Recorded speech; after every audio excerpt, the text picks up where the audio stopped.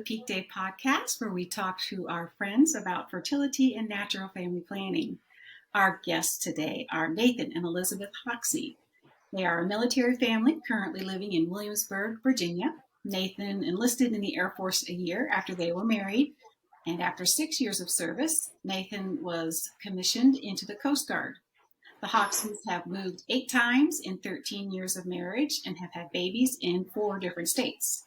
Nathan and Elizabeth were certified as a couple-to-couple league teaching couple while stationed in California, and they've accompanied many military families over the years. Elizabeth works as a science and theology teacher and school administrator for Colby Academy, an online Catholic classical K-12 school. She enjoys bringing fertility awareness into her biology and health classes. Welcome, Nathan and Elizabeth. Thank you. Thank you for being on the PeakDay podcast. We are so happy to have you. So, Nathan and Elizabeth, how did you meet? Can you tell me about your background and your family? I grew up one of 7, dead center. When I was looking for colleges, I was looking for a Catholic college that had a fencing team, and St. Vincent fit that build. And so I started at St. Vincent. And at that point, Elizabeth was in high school at Greensburg Central Catholic, and the Benedictine monks run St. Vincent College, and their morning prayer is open to the public for everyone. So I was attending prayer, and Elizabeth frequented prayer also. So we kind of saw each other a little bit. One of the monks there, Father Fred, he had been running a bunch of retreat programs for families and couples, and I was helping him with organizing childcare. And part of that is I need a bunch of people because we'd have 50 to 60 children, all age ranges. So I was always looking for people, and one of the people I asked was Elizabeth, since I knew her a little bit, and she said yes. So that kind of started some of that. The first retreat I babysat for, actually, Father, it was a Valentine's Day couples retreat. And so we babysat the whole day, and it was just Nathan and I with a room full of, I don't know, maybe 50 kids. And it was raining. So boy, that was a zoo.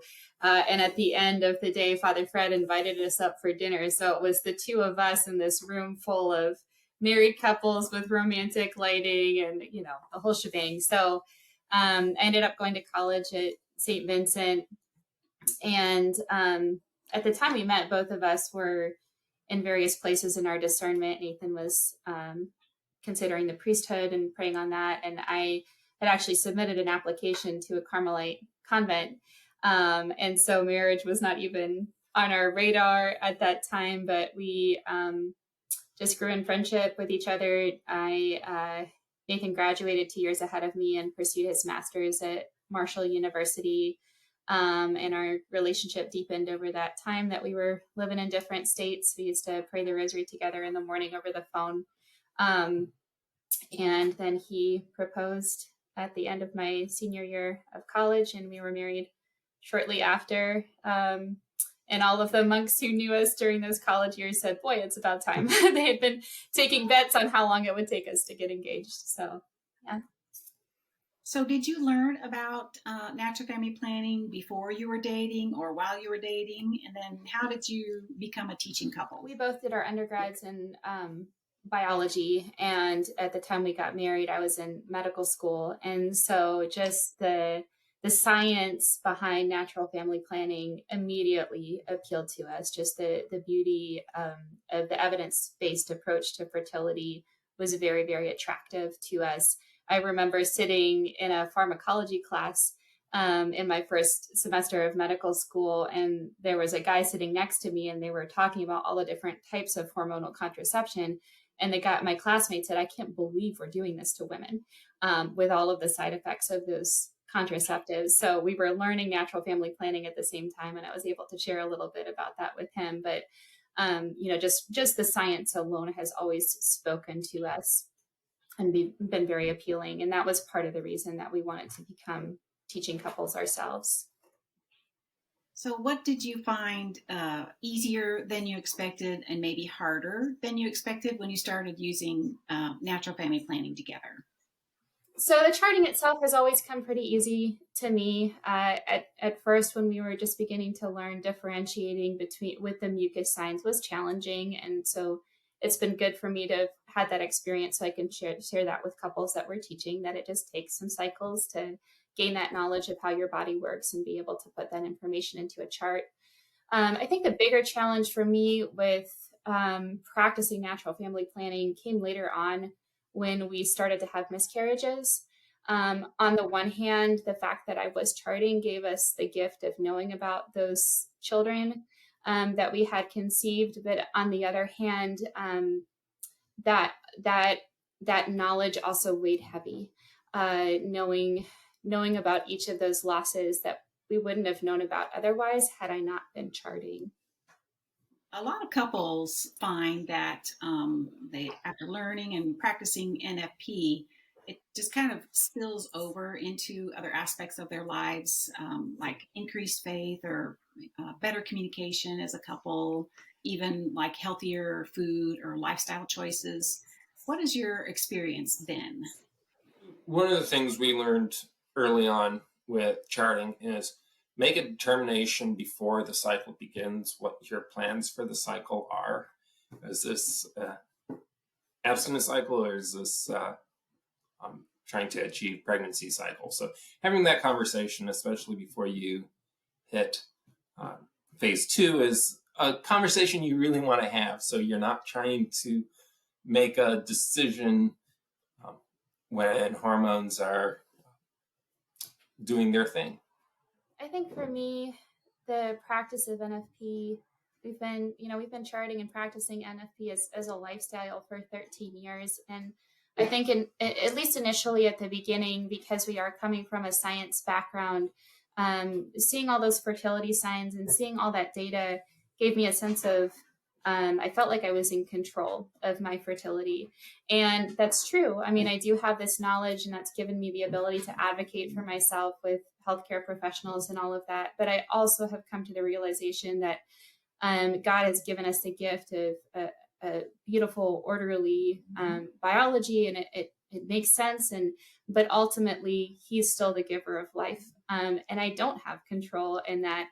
So just the process of really surrendering and saying yes to whatever the Lord has in store for our family. That's been a pilgrimage and a process over these years of marriage. So, Elizabeth, would you say that learning about like the intricacies of your fertility and gaining an understanding of how to track your cycles would have been a valuable life skill as a single person while waiting for marriage? 100%. And that's something that I feel very strongly about, which is why I bring it into my high school classes. I've also, when we were living in Alaska, I volunteered at a pregnancy center there and offered mother-daughter classes and met one-on-one with single students who just wanted to learn more about how their bodies work. So yes, I think that's a tremendously valuable skill for women to learn whether or not they're married. So you mentioned that Nathan, your longest deployment or separation was about 3 months. Did you have an opportunity to work with other couples who have maybe been separated for a longer period of time? And how did you guide Yes. them through that time? Yeah, so when we started teaching, I was Air Force, and we had a variety of couples who took the course for different reasons. But yeah, we had friends who they had like 6-month deployments. So that is a longer period for them. And some of them had back-to-back deployments where they were gone for 6, come back for 3, back out for 6. So a lot more. And part of it was, the parishes in the military tend to be very tight. And loads of children, loads of kids, where you do have that mother with a couple kids, 3, 4, 6 kids, who needs an extra hand at church just wrangling kids. So sometimes that's just one of the older couples plopping themselves at the end of that pew so they can box the kids in from being able to run out. Sometimes that's just having a conversation. Everyone there has been through it or knows somebody who has went through a deployment. And there's a lot that goes into that. Yes. Yeah, I think we've talked a couple times about NFP as being a lived experience, and I think that in a military parish, it really becomes so clear that being open to life is not just about being open to a pregnancy; it's open to life at all stages. And so, there was just such a beautiful pro-life witness in those military parishes where people would drop everything to be able to jump in and help someone whose husband was deployed or was in the middle of some sort of crisis, because military families don't have their extended family close by. They only have each other. And so it was such a privilege to witness that and be part of that community. And that's what I would hope for in our culture of life in general, is that we are open to life at all stages and are willing to be the face of Christ to others in all of those kind of messy places of life. How do you encourage couples who have different family situations to persevere and use natural family planning? So I think one of the interesting things for us is we've been teaching couples for the last 7 years now. And almost all of the students that we've had as teaching couples have been struggling with infertility or secondary infertility.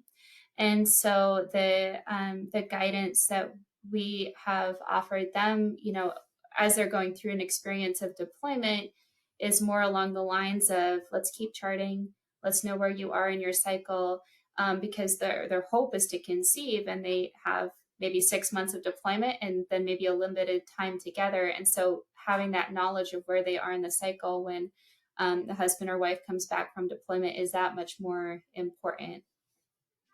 What do you like about teaching couples natural family planning? Working with couples, walking through their life, where they're at, meeting them, and then accompanying them. The scientific side, like I enjoy the charts, interpreting, especially like, oh, here's a weird one. Like, oh, really? Let's look at that and see, what's weird about it and where that comes from, and look at that. Instructing's fun. Passing on knowledge and like checking for that understanding and helping people understand something new. Yeah, one of my favorite things about being a couple to couple league instructor specifically is that we do have the couple to couple approach. And so it's not just me giving information to the other woman, it's us as a couple sharing with them as a couple about their shared fertility.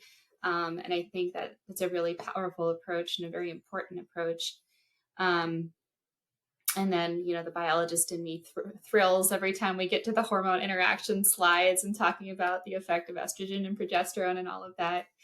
But I think also, like I mentioned, the way things have worked out for us is the majority of our students have been dealing with infertility. And so it is such a gift and a joy to be able to offer them some hope in that. We have one couple in particular that we did not instruct. They learned a different method in order to be able to seek help from the St. Paul Institute in Nebraska, but they had 11 years of infertility and were finally able to conceive. And so that's just, a miracle in every sense of the word. But that's I think the most amazing gift of natural family planning is it does give hope to those couples who are carrying the cross of infertility. So, what would be one practical piece of advice for couples who want to use natural family planning in their marriage, but maybe don't know what to expect in its practical day-to-day use? A lot of it boils down to communication with each other, communication with your instructor, communication. If you are unsure of what is going on, and that's one of the strong points of couple league is the network that is connected through those teaching couples that you can continue to ask for input. So, Elizabeth, after you experienced your miscarriages, what did you do to prepare yourself for a possible next pregnancy, and were you able to have the help of a doctor or a healthcare professional in that process? Yes, after my third miscarriage, I felt like I really needed to have some answers before we could try to conceive again. And so I went to the obstetrician who had delivered our third child. I respected him a lot. He was a very good doctor, but he was not Christian or Catholic, and was very secular in his practice. And so I went to him and I explained my situation and how I had just been through my third miscarriage. And he took me very seriously and ran every test he could think of to try and get me some answers. And then we sat together and looked through the literature that Couple to Couple Leave has on progesterone therapy. And he came around to the idea that that would be a good way to support me in future pregnancies. So I was really impressed that this was a doctor who had been practicing medicine for 30 years at that point, and he was still willing to look at the new research and change his approach to the management of my next pregnancy. So I want to encourage couples to do the same, to not be afraid to advocate for yourself based on the knowledge and information that you have. There are some wonderful Catholic doctors out there, but they're few and far between, and sometimes you don't have access to a Catholic provider. But it's never too late for a doctor to learn something new, and a good doctor is always in the process of learning. Well, Nathan and Elizabeth, thank you so much for being on the PeakDay podcast and sharing your really great story of military life and natural family planning with us. We appreciate it so much. Thank you. Thank you for having us. Thank you. Absolutely.